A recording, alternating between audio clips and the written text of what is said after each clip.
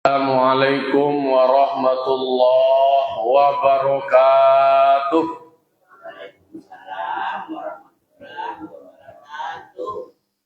Alhamdulillah, alhamdulillahilladzi an'amana bi ni'matil iman wal islam. Asyhadu an la ilaha illallah wahdahu la syarika lah.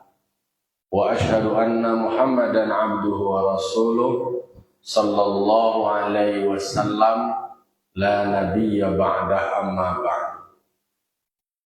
Qala rabbi shrah li sadri wa yassir li amri wahlul 'uqdatam min lisani yafqahu qawli.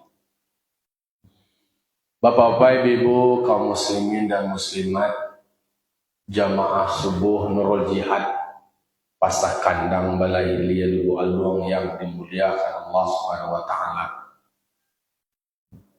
Pertama sekali, sebagai hamba yang beriman, tidak pernah bosan-bosan dan tidak boleh bosan dan tidak boleh berhenti. Lisan kita basah dengan mengucapkan puji serta syukur atas kehadirat Allah Subhanahu wa taala. Karena menjadi hamba yang bersyukur termasuk hamba yang dicintai Allah. Sehingga bentuk kecintaan Allah bagi yang bersyukur akan Allah tambah nikmatnya. Semoga di setiap saat, di setiap waktu awak menjadi hamba yang terus bersyukur. Segala nikmat yang Allah berikan, wak tasarufkan, wak pagunukan, wak manfaatkan untuk mengerajukan semaksimal mungkin apa yang Allah perintahkan kepada kita. Karena kita yang masih ada nikmat hayat, maka melekat kewajiban bagi awak untuk taat dan patuh kepada Allah. Tidak yang lain-lain, tidak macam-macam, tidak mengharapkan lain, semata-mata adalah karena ketaatan dan kepatuhan kita kepada Allah. Salawat dan salam terkirimkan kepada arwah junjungan kita, semoga dicurahkan dan disampaikan kepada arwah junjungan kita, yakni Nabi besar Mustafa Muhammad sallallahu alaihi wasallam, yang awak rindukan ketauladanan beliau, karena memang di dalam diri beliau itu ada ketauladanan itu. Maka Allah katakan di dalam surah Al-Ahzab ayat 21, laqad kana lakum fi rasulillahi uswatun hasanah. Sungguh telah ada pada diri Rasulullah itu suri tauladan yang baik. Jadi ada ketauladanan di dalam diri Nabi Muhammad SAW. Bapak-bapak, ibu, kaum muslimin dan muslimat, jamaah subuh yang dimuliakan Allah Subhanahu wa taala. Pagi kini kita lanjut mau ulang-ulang kaji kita, menambah bacaan Al-Quran awak untuk kita paham lo makna dan maksudnya. Surah Al-An'am ayat 53.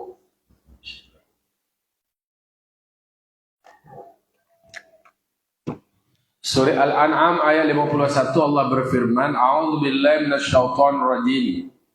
Bismillahirrahmanirrahim. Wa kadzalika fatanna ba'dahum bi ba'din. La yaqulu ahaula'i manallahu 'alaihim min bainina. Alaysallahu bi'alama bisyakirin. Shadaqallahu azim. Allah berfirman di surah Al-An'am ayat 53, wa kadzalika fatanna ba'dahum bi ba'din. Dan seperti demikian kami telah menguji setengah mereka dengan setengah. Jadi ada fatana, artinya adalah fitnah. Dalam tafsir itu diartikan ibtalaina, artinya kami uji sebahagian mereka dengan yang sebahagian. Iko memang ada kaitannya dengan ayat yang sebelumnya, ketika ada permintaan dari pemuka-pemuka Quraisy, orang nan bapangke, orang nan kayo, nyona nama duduk sehamparan tagak sapamatang jo orang-orang miskin, jo orang-orang yang lemah atau orang bodoh atau hamba sahaya. Muncul semacam ongeh di orang nang kayo, ndak selevel dua jo budak-budak seperti Bilal bin Rabah, seperti Ammar bin Yasir, seperti Suhaib. Murang nenda ado darah biru budak nanti pajual balian selemoko. Itu yang diinginkan dari orang kafir Quraisy sebagai bargainingnya, sebagai bargainingnya tak nilai taware usian orang bangsa itu, kaluan orang bangsa itu, baru bisa lo kami masuk. Diuji-uji Nabi, bahas sikap Nabi. Kok kadang-kadang kan banyak realitas yang terjadi di masyarakat awal. Kadang ada masalah dua keluarga saja, dua keluarga ada laki-laki ayahnya di keluarga biasa saja, ada namparusie dari kalangan bangsawan. Akan ada juga yang sebaliknya. Yo kadang-kadang di anaknya atau di sanaanan punya keterbatasan. Akhirnya terjadilah semacam perendahan. Maka di dalam ayat 53 Allah berfirman, memang manusia itu diuji. Di antara mereka itu ada disebut dengan ada asy-syarif, ada al-wadhi'. Ada yang mulia, ada nan indah mulia, itulah kira. Orang nan dia juang tinggi, dia bagadang, dihormati dan disegani.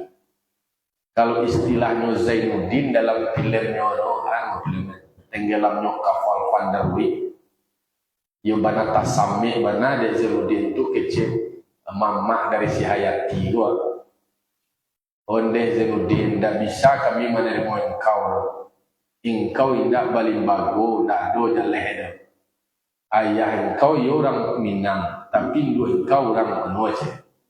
Tidak jaleh sasuk jeramnya. Sadu tumpang alam macam, sadu nak dapat je. Tibo di Indo menurut keturunan ayah, tibo di ayah menurut keturunan Indo. Ayah orang Minang, Indo orang Makassar. Atau baacar welai, ada semacam perendahan. Yang kata same dari Zainuddin. Jadi memang dalam realitas kehidupan tak ada yang syarif, ada yang wadhi', ada yang mulia, nanti anjung tinggi yang bagadang, dan ada yang rendahan. Lalu kemudian ada juga al-ghani wal bil fakir, ada yang kayu, ada yang bansai. Jadi diuji itu, kedua diuji, nan mulia diuji, nan terhormat. Kemudian nan biasa-biasa diuji lah, nan kayu diuji, nan bansai diuji lah. Tentu bahan model ujiannya berbeda. Kalau nan kayu diuji, apakah mereka tidak sombong dengan kekayaan? Nan bansai diuji, apakah lai sabarnya dengan kefakiran?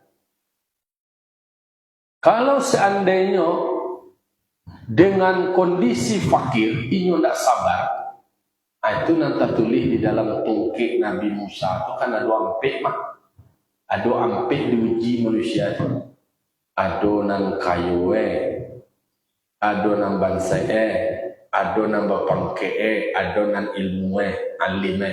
Ampek tu. Jadi ampek persegi.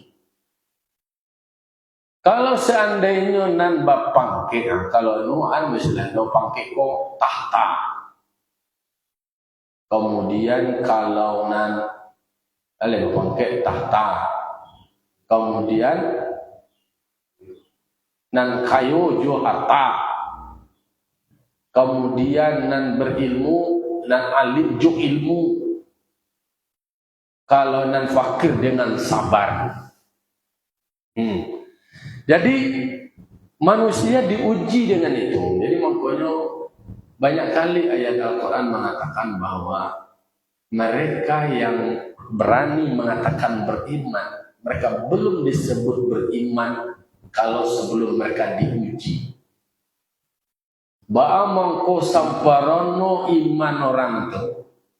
Kemudian mangko kue Islamnya, kue imannya sempurna Islamnya. Itu kalau mereka sudah melewati ujian demi ujian. Para rasul-rasul Allah, wali-wali Allah, nabi-nabi Allah, mereka mengalami ujian yang amat berat. Macam-macam ujian. Ada ujian haratu, ada ujian wanita, ada ujian tahta, ada ujian keluarga, dan ada ujian yang lain. Diuji. Kalau awak memang pengikut Rasul, mau dimapun awak berkhidmat, berproses, mau tidak mau awak akan madu. Itu kata tasawuf awak. Bakorong, bakampung, bamasyarakat, benagari, mau surau, mau musaji, mau lembaga-lembaga tertentu, itu memang ada ujian, adunya. Adojo heter. Jadi orang kini ada heter, nama adojo pembenci itu dulu. Hanya jauh-jauh itu dari luar, kadang dari dalam. Jadi memang itu diuji di Allah Ta'ala. Nah, kalau di dalam kajiannya orang fakir, innal fakira la yasbiru ala fakrihi. Kalau saja ada orang fakir, kemudian tidak sabar dengan kefakirannya, yalah, kalau kasai, wayakunu huwa, dikatakan adalah bahwa kalbun sawara samojo wawaw atau wawaw nendak sabar tua bah ada gih orang di loncengnya tulang ke layar selesai tidak sabar.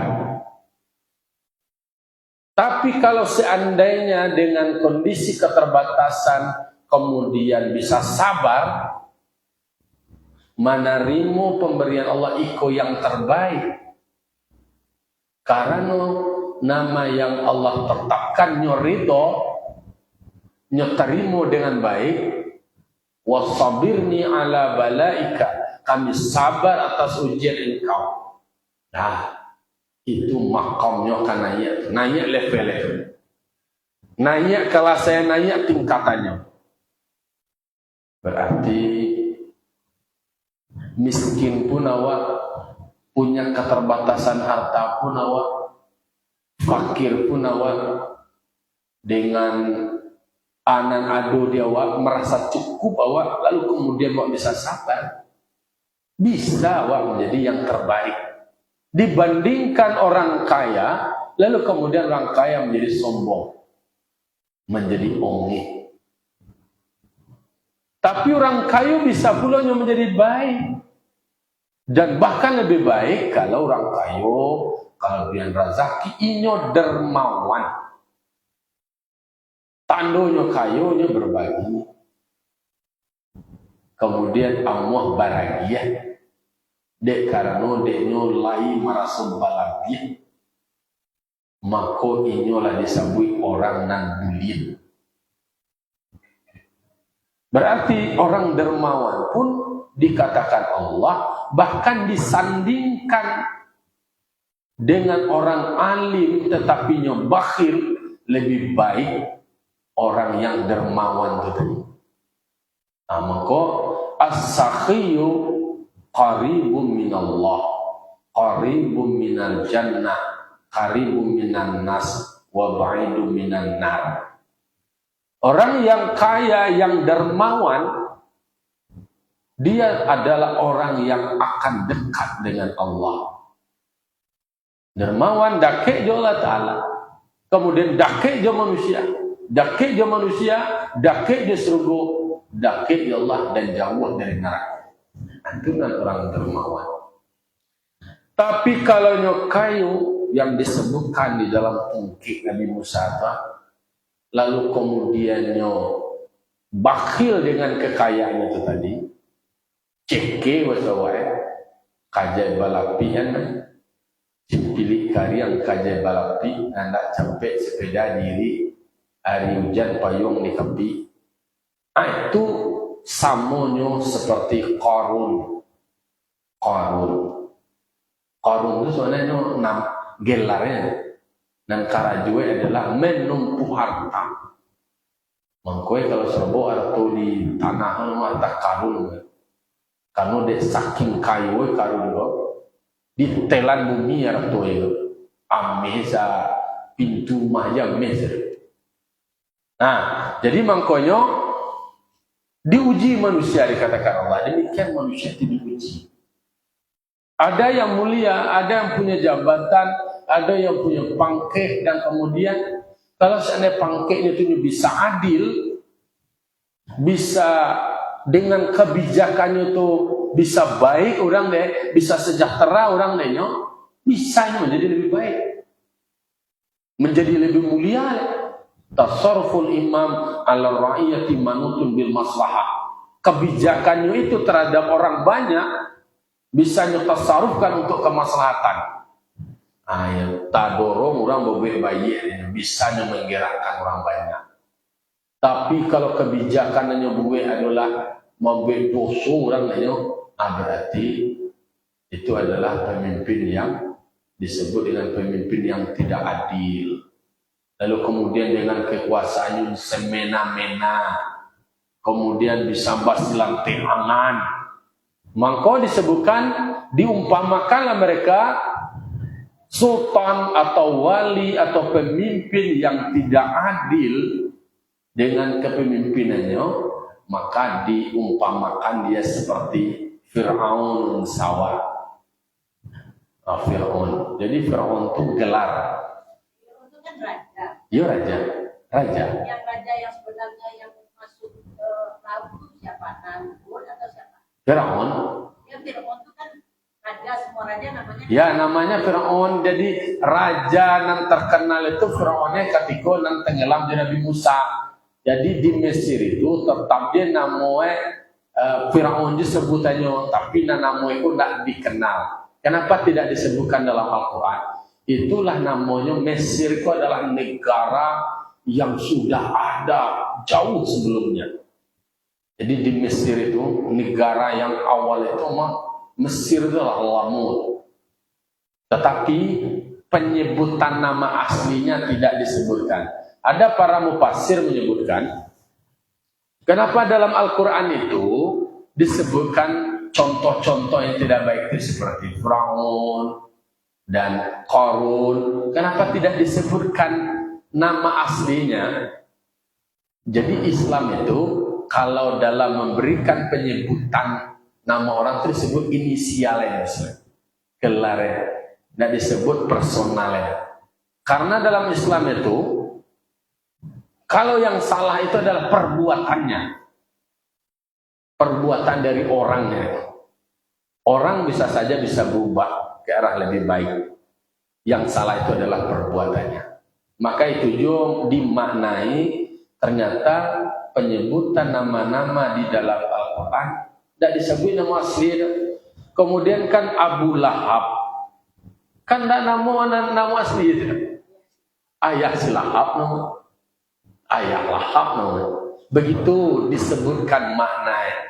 Kenapa tidak disebutkan nama asli Fir'aun? Yang Fir'aun itu mana? Lihat dojo rajo di Mesir itu namanya Fir'aun juga lah. Tapi yang disebutkan levelnya, peristiwanya itu dalam Al-Quran itu adalah periodenya Nabi Musa alaihissalam. Dia yang yang mengklaim dirinya ana rabbukumul a'la. Aku ini Tuhanmu yang tinggi. Memang diberikan nikmat karunia, tidak sakit 300 tahun ada sakit, sakit kepala ada. Awak boleh sini sakit kepala, lah batu, kemudian lah flu, anu sesenek lah demam. Inyo indah, itu lo kelebihan. Tetapi dengan kelebihan itu naknya syukure dok. Idealnya adalah ketika diberikan nikmat, diberikan kelebihan, diberikan karunia, hendaknya kan adalah bangga, kemudian bersyukur dengan itu. Bangga bukan berarti melecehkan orang lain. Yang terjadi kan adalah berbangga-bangga yang menghantarkan diri sombong. Awak senang dengan nikmat Allah Ta'ala itu, yuk senang. Wak syukuri itu. Tetapi kalau tidak bisa bersyukur, ya berarti jatuhlah kepada kesombongan. Firaun itu sombongnya sombong. Jadi memang ujian manusia yang terbesar, termasuk orang yang berilmu, termasuk orang yang beramal, itu adalah mengantarkan dirinya menjadi sombong. Bahasa orang awak kacak langan lah balangan, kacak bati lah babati. Tandonyo punya kelebihan, nyo berbangga dengan kelebihannya itu, kemudian dengan kelebihannya itu bukannya penggunaan untuk bermanfaat, tetapi merendahkan yang lain, melemahkan yang lain. Kan itu ayatnya. Mereka diuji dengan itu. Ketika ada yang mulia, yang syarif, bagaimana kemudian ketika dia menjadi orang terhormat, memperlakukan orang lain. Kalau nyoba pangke, kemudian ini merecehkan yang lain, disitulah letak terjatuhnya nilai kemanusiaan mereka itu sendiri. Nah itu tidak sadar, mulai tidak lupa diri kalau dibaca dia cari kaji paham. Berarti hanya baru berada pada level syariat bersama. Ya, kalau puncaknya di sini jatuh sombong, awak beribadat pun bisa terjebak awak menjadi sombong. Oh kami ya dan sama yang di surau itu dan lain tidak no. Yuk kami beberapa kelompok lah basabinya dan diawaknya dan lain bantu indahnya ulah jatuh aja ke sombong. Nambah ilmu awak, nak dona pandai dan lain bantu itu. Kami ya dan nang barajak lah bonggong-bonggoan tak apa lah. Tajatuh awak, terjerumus awak, tergelincir awak. Jadi ibili operasi agenda-agenda kadang-kadang bagian ahli ibadah, bagian rajin di majelis ilmu, tidak melarang orang tu tidak dilarang, tapi lah. Tapi masuk balai mendorong, menghasut diri awak menjadi sombong dengan apa yang awak miliki. Bangga awak dengan ilmu awak, kemudian awak menjadi melemahkan yang bodoh, lalu kemudian menjadi ahli ibadah, berbangga-bangga dengan ibadah. Maka dalam beribadah pun tetap kajian waktu adalah lillahi ta'ala, inna sholati wa nusuki wa mahyaya wa mamati lillahi rabbil alamin. Ibadah waktu bukan untuk dibangga-banggakan, bukan untuk dipanggak-panggak orang banyak. Itu adalah sebagai bentuk penghambaan diri awak kepada Allah, bentuk ketaatan dan kepatuhan kepada Allah. Tapi kalau muncul bangga-bangga, itulah selesai misi setan. Itu benar targetnya. Di sini Allah hati-hati awak wajahku. Hati-hati orang alim, kamu jangan sampai sombong. Hati-hati orang yang fakir, kamu harus sabar. Hati-hati orang kaya, hendaknya kamu tetap dermawan. Hati-hati orang yang punya jabatan yang mulia, jangan sampai kamu tidak membuat kebijakan yang bermanfaat untuk masyarakat. Jadi mangko dikatakan Allah, seperti demikian kami menfitnah di antara mereka sebagiannya dengan yang lain. Itu ada mulia, ada yang rendah, ada yang kaya, dan ada yang fakir. Nah di situ ternyata dalam konteks masuk Islam, Jadi kalau baca dalam kitab Tarikh Nurul Yakin, itu di dalam periode rentang dakwah Bisir 3 tahun di Mekah itu, ternyata yang masuk menjadi pengikut Nabi Muhammad itu adalah orang-orang yang berasal dari kalangan ekonomi menengah ke bawah. Ada yang dari hamba sahaya, ada juga dari beberapa kalangan orang-orang kaya. Jadi pertanyaan dari orang-orang pemuka Quraisy itu, la yaqulu liyaqulu, bagi bahwa berkata mereka, atau mereka yang merasa mulia tadi, nama pangkat tadi, nang kayo-kayo tadi, semacam mengingkari atau membantah mereka yang dahulu masuk Islam dari kalangan fakir. Kecenya, ahaulai manallahu alaihim min bainina. Apakah seperti mereka ini, orang-orang yang fakir ini, yang Allah berikan nikmat terhadap mereka dibandingkan antara kami mendapatkan hidayah? Kalau bahasa awaknya menunjuk hidung, agak sebagai orang berpangkit nama takah-takah kok orang nan dulu dapat hidayah. Kok kayo Tuhan, kenapa tidak kami diberikan hidayah dulu? Kan kami nama pangkit, kami nama mulia, kenapa tidak kami dari duluan? Supaya bisa menjadi ikutan lo orang lain. Kecil orang kampung ini kok, kamu ada orang politik modelnya dapat supaya orang amuah memilih awak pengaruhi dulu tokoh masyarakat gitu. Kecilnya ada namanya tokoh nama pengaruh sinantu, sia orang sinantu, sia orang gadangan di sinantu, ditangkok orang gadang itu, anak lain itu dapat itu. Kan itu yang dilakukan dalam keseharian modelnya. Aiko nan dikacem bamang ko nan dulu lo orang bangsa itu. Bamang ko dulu lo hamba sahaya ko masuk Islam. Bamang ko inyo lo nama dapat hidayah. Jadi sebenarnya itulah dijawab di Allah Ta'ala. Walladzina jahadu fina lanahdiyannahum subulana. Siapa orang nambah sungguh-sungguh pada kami, orang yang benar-benar untuk mendapatkan hidayah, maka akan kami berikan hidayah kepada mereka untuk bisa mengikuti agama kami. Jadi mau siapapun latar belakang apapun bisa mendapat hidayah, bisa lebih duluan masuk. Indah mengandalkan ini bapangke, ini duluan yang mulia, ini di duluan, indah. Itulah kelebihan Islam. Nah, Nabi Muhammad memang memulai dakwahnya itu dengan sir, itu adalah orang-orang yang terdekat. Kan setelah Nabi Muhammad menerima wahyu dari Allah, lalu kemudian beliau menggigillah setelah sekembali dari Gua Hira, lalu dathiruni kece ke orang rumah, dathiruni selimuyan aku menggigil aku selimuyan.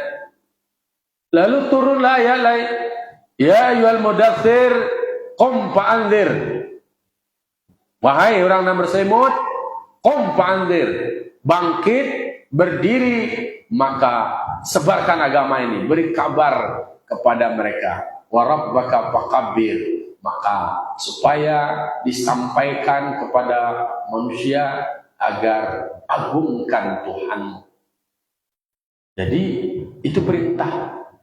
Tentu Nabi mencari situasi dan kondisi. Cari situasi dan kondisi. Dimulailah dengan dakwah Bisir. Rasio-rasio kecil orang ini kok door to door, rumah ke rumah.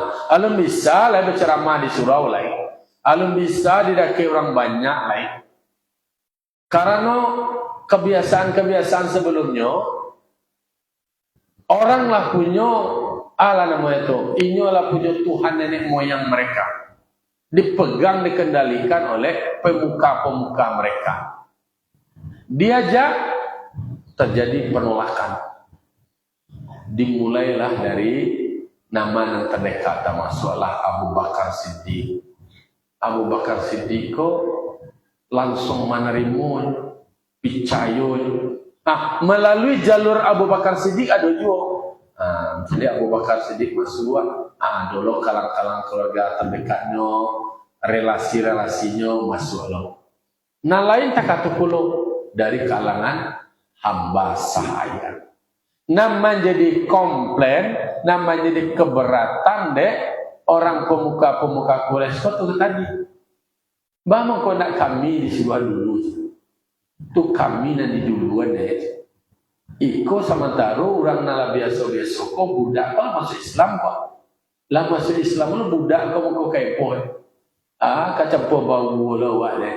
Nyo viralan masa awak kini nyo viralan dah do tu dong agama nan buat Nabi Muhammad itu kalangan menengah ke bawah ini budaknya tu.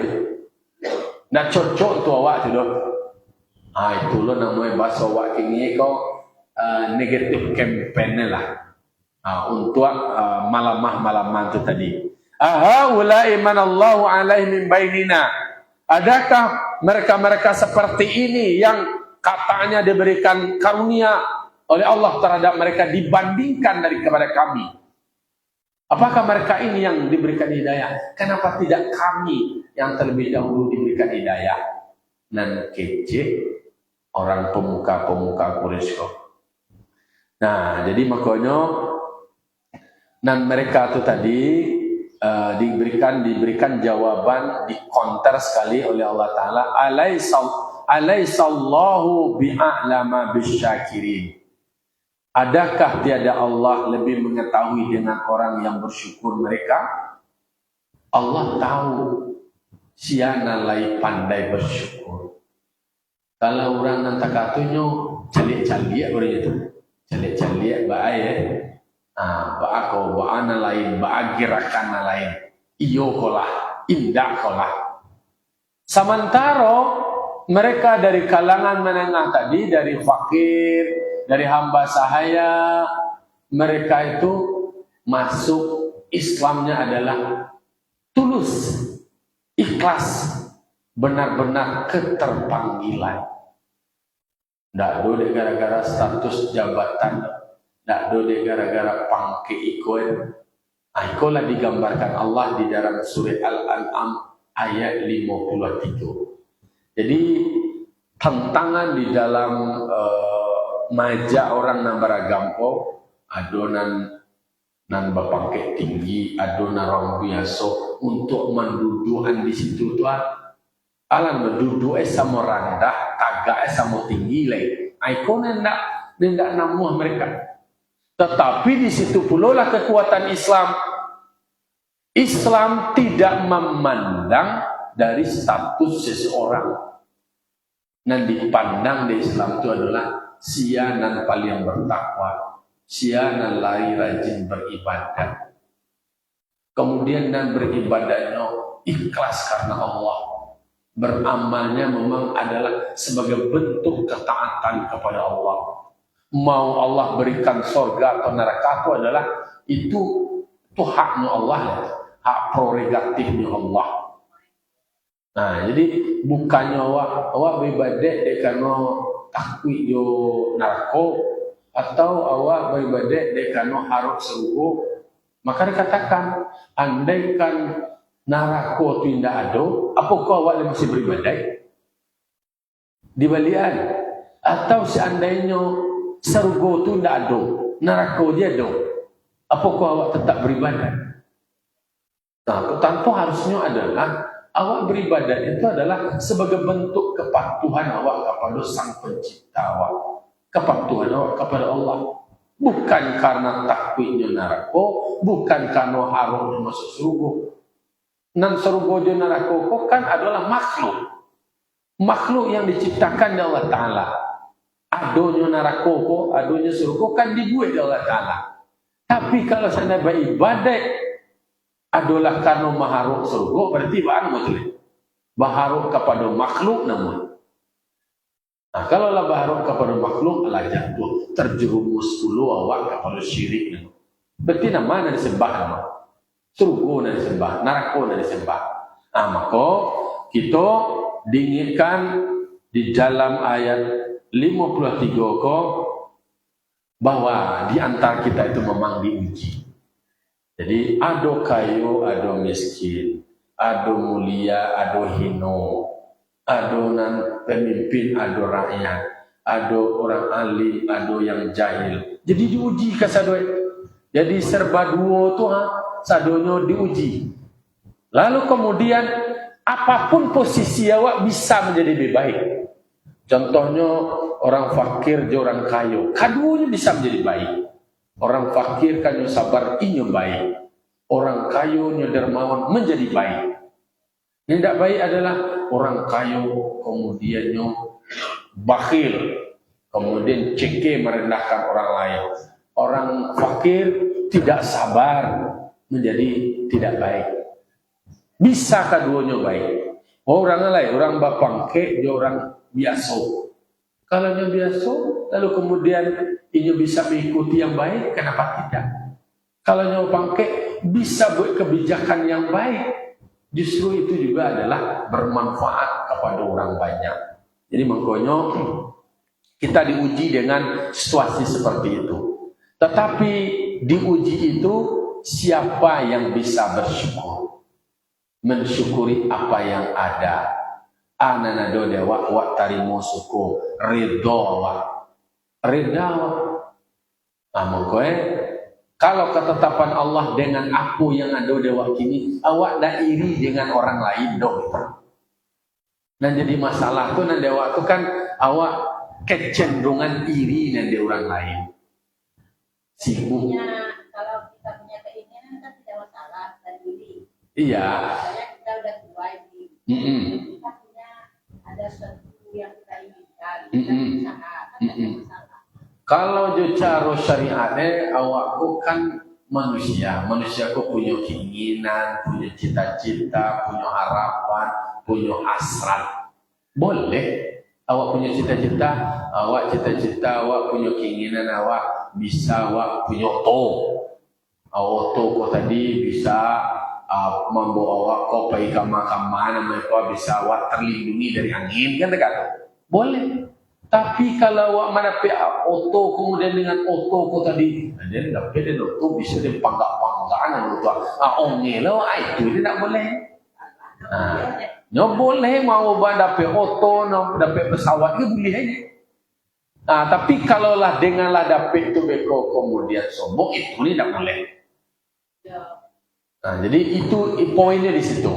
Tapi kalau memang awak ingin renungkan lebih mendalam bahwa awak kan manusia yang ada nafsu, ada hawa, ada nafsu dalam diri, ada keinginan, ada harapan-harapan. Yo samolo lah takah diurang. Orang ada dewa, tu dulu dewa ne. Tapi ada nilai beda ne. Amba supaya dengan ado nan Allah berikan awak menjadi orang bersyukur, kemudian menjadi orang yang tetap merasa cukup dengan apa yang Allah berikan. Itulah standarnya dan didorong bahas supaya diri awak seperti itu. Itulah pesan-pesan yang mengarahkan kepada awak apapun nikmat yang Allah berikan. Diberikan oleh Allah Ta'ala nikmat kayu. Kemudian nikmat kayu wa pagunuan kepada kebaikan.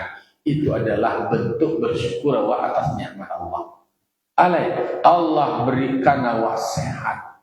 Ya sehat wa pagunuan pula untuk beribadah. Justru bermanfaat sehat. Allah ujilah awak je sakit. Kadang-kadang you je sakit kalau lah kemudian awak bisa tahu bahwa nikmatnya sehat.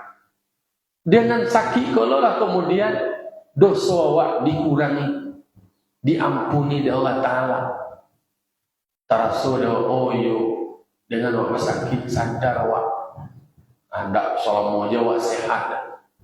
Jadi sadonya tuh dia biar positif bahasanya. Dia biar positifnya, dia biar hikmahnya, dia biar pembelajarannya. Kemudian awak kecil orang kini berhusnuzon kepada Allah. Apa yang Allah berikan kepada awak itulah yang terbaik. Bisa awak alaisallahu bi'a'lama bisyakirin. Ada semacam dugaan, adakah tiada Allah yang lebih mengetahui dengan orang bersyukur?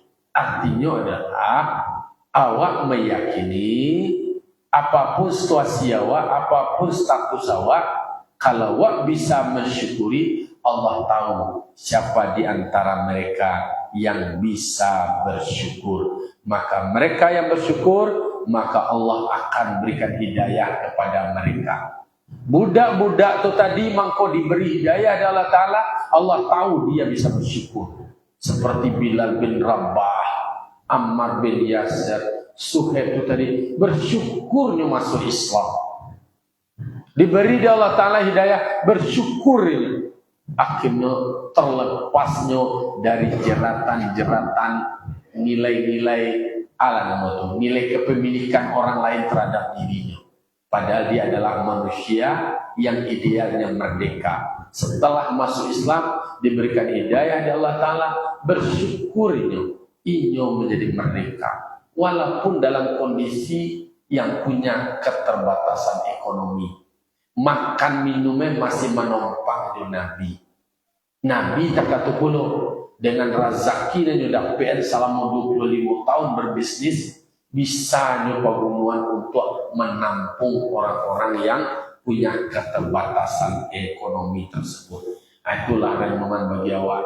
Apapun awak, bagaimana kondisi awak, semoga awak bisa mensyukurinya, lalu kemudian bisa memerankan peran yang terbaik.